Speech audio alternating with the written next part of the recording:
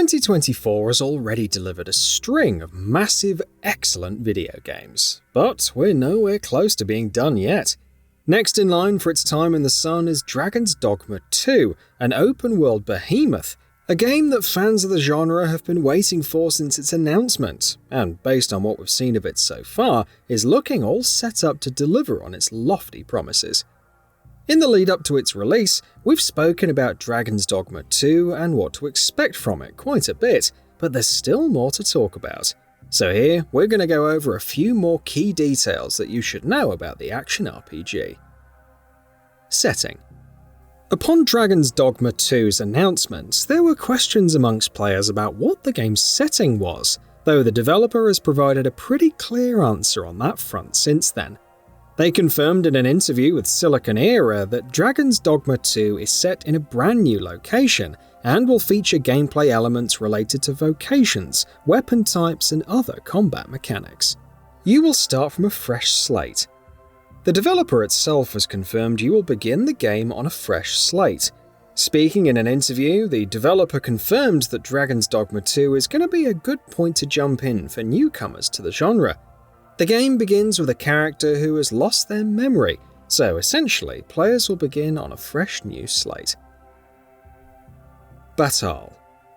Dragon's Dogma 2's world is going to bring its own unique locations for players to explore and immerse themselves in. One of the two major nations that will make up the game's world is Batal, the home of the Beastren, a new race being introduced in Dragon's Dogma 2.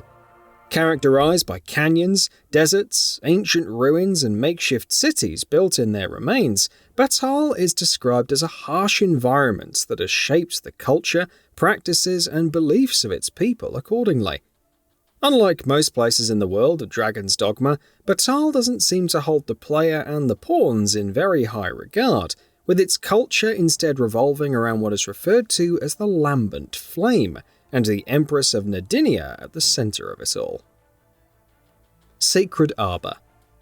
The world of Dragon's Dogma 2 is also populated by elves, though unlike the other races of the world, they prefer to keep to themselves, which they do by isolating themselves in the Sacred Arbor, a remote village that serves as their home.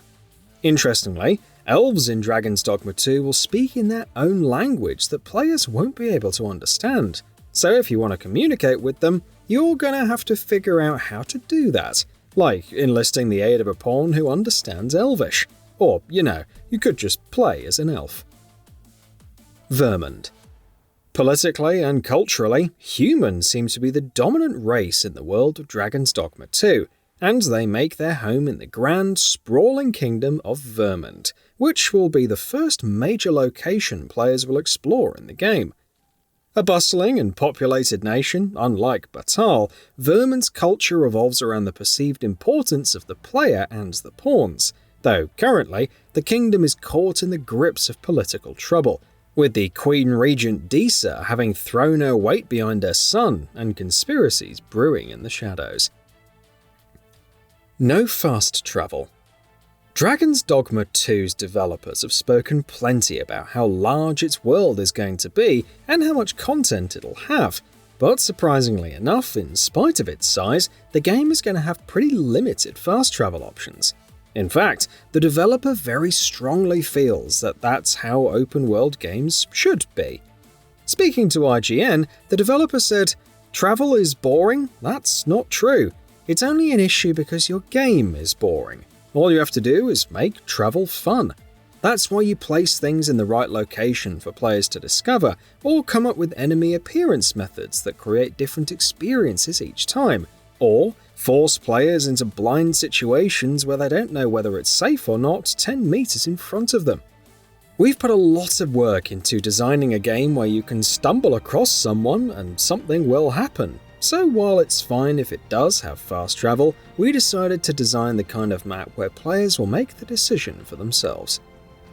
Of course, that doesn't mean that there will be no fast travel options whatsoever. Players will still be able to use port crystals and ferry stones to fast travel, though again, those options are going to be much more restrictive than what you might be used to in most open-world games. Key characters. Throughout your journey in Dragon's Dogma 2, you're going to be crossing paths with a number of key characters that'll shape the campaign in different ways, a number of whom have been detailed by the developer. There are the aforementioned rulers of Batal and Verand, Nadania and Disa respectively, while another key player is Ulrika, who nurses the player, i.e. the protagonist, back to health after they're wounded in the beginning of the game. Elven warrior Glinda and his sister Dorian will also have key roles to play, while you'll also be meeting with a number of vocation meisters, like the fighter meister Lenhart, the mystic spearhand meister Sigurd, the trickster meister Lutz, and more. Sphinx. Enemy variety is going to be one of Dragon's Dogma 2's key pillars, just as it is in every good role-playing game. And though the developer is obviously leaving plenty of the game's headlining foes a secret, a few have been revealed. One of them is the Sphinx, an entirely optional boss fight that will come with its own unique mechanics, namely, making you solve riddles, but through action, in keeping with the game's tone. Speaking with IGN, the developer said, "Whether or not you can defeat or even fight the Sphinx is a riddle too. We'd like that to be a part of the fun players have dealing with the Sphinx and its riddles. The journey to finding it might actually be the biggest mystery of them all." Uncapped frame rate. Though rumours claimed a while back that Dragon's Dogma 2 would be locked at 30 FPS, the developer has confirmed since then that that won't be the case. Instead, the game will launch with an uncapped frame rate, which means PC players can run it even at over 120 FPS, as long as they have the hardware to support it. On consoles, meanwhile, it hasn't yet been confirmed what resolution the game will run at, or whether uncapped frame rate is going to be the only option, as opposed to also having a second graphics mode. Ray Tracing and DLSS 3. It's also been confirmed that on PC, Dragon's Dogma 2 will launch with support for ray tracing and DLSS 3.